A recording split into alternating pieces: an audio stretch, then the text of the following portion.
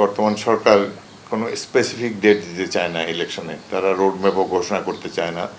BNP দেশের সবচাইতে জনপ্রিয় রাজনৈতিক দল এবং অতীতে আমরাই বারবার জনগণের ভোটে রাষ্ট্র ক্ষমতায় এসেছি, কিন্তু আমার মনে হচ্ছে যে বর্তমান সরকারের কিছু কিছু উপদেষ্টা এবং বিশেষ করে নূতন যে ছাত্রদের একটা দল গঠিত হয়েছে, এরা চায় নির্বাচন না হোক কিংবা যত দেরিতে হোক, না হলেও তাদের আপত্তি নেই।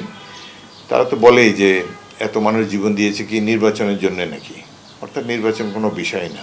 অথচ বিএনপি গত 17 বছর ধরে এই জনগণের ভোটাধিকার ফিরে পাওয়ার জন্য আন্দোলন করে আসছে।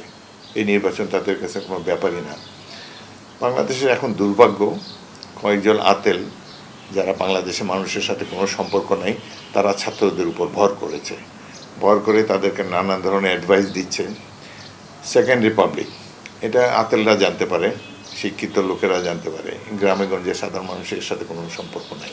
এই ধরনের নানা ধরনের আতেলদের কর্মকাণ্ডের শিকার। তারা ভোট করবে না, নির্বাচন করবে না, নির্বাচন তারা এই ক্ষমতায় থাকতে চায়, নির্বাচন না হলে না হোক।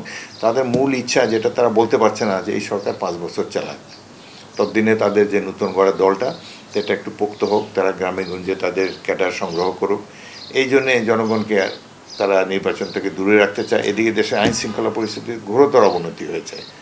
বোঝাই যাচ্ছে এই সরকার রাষ্ট্র পরিচালনা করা এতে দ্বারা সম্ভব না।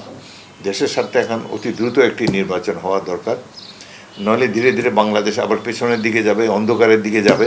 সেদিন হিজবুত তাহবির নামে একটা সংস্থা সেদিন মিছিল করলো প্রকাশ্য রাজপথে। এগুলো কিসে নিষিদ্ধ সংগঠন যদি মিছিল করে রাজধানী শহরে, তাহলে বোঝা যায় যে এই সরকারের কোনো ক্ষমতা নাই তাদের। এই জন্যই আর কি আমরা মনে করি বর্তমানে খারাপ একটি অবস্থা। ডক্টর ইউনূসের উপর আমাদের আস্থা আছে। উনি দেশের কৃতি সন্তান, বাইরের পৃথিবীতেও তার পরিচিতি আছে, উনি দেশের কাজে লাগতে পারবেন। বাকি যে টিম তিনি নিয়েছেন, তো দেখাই যাচ্ছে যে এরা তাদের দায়িত্ব পালন করা সম্ভব না। এনজিও চালানো এবং রাষ্ট্র চালানোর মধ্যে অনেক তফাৎ আছে।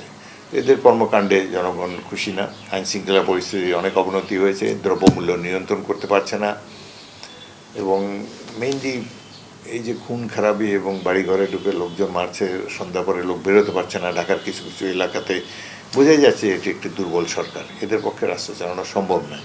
এদের জন্য ভালো হতো দ্রুত নির্বাচন দিয়ে চলে গেলে, কিন্তু তাদেরকে ঠেকিয়ে রেখেছে একদল ছাত্র বা কয়েকজন আতেল যাদের কথা বললাম। তো এই মুহূর্তে একটা দ্রুত নির্বাচন দরকার। জনগণ যাকে খুশি তাকে ভোট দিয়ে আনুক। বিএনপিকে ভোট দিতে হবে এমন কথা আমি বলি না। জনগণকে একটা চয়েস দেওয়া উচিত। সুষ্ঠু নিরপেক্ষ নির্বাচনে যারা আসতে পারে তারাই দেশ চালাবে। গণপরিষদের কোনো প্রয়োজন আছে বলে মনে করি না। আমরা মনে করি বিদ্যমান যে গণপরিষদ মানে একটা নূতন সংবিধান তারা দিবে। এরা কারা সংবিধান থাকবে না যাবে এটা বলার তো তাদের কিছু নাই, এটা জনগণ স্থির করবে। সামনে একটা নির্বাচন হোক, সেই নির্বাচনে জনগণ যদি মনে করে যে এই নূতন সংবিধানে আমূল পরিবর্তন করতে হবে, করুক, আমাদের আপত্তি নেই। নির্বাচিত প্রতিনিধিরা যদি চায়। তবে আমার মনে হয় না বর্তমান সংবিধানে এমন কোনো দোষ আছে।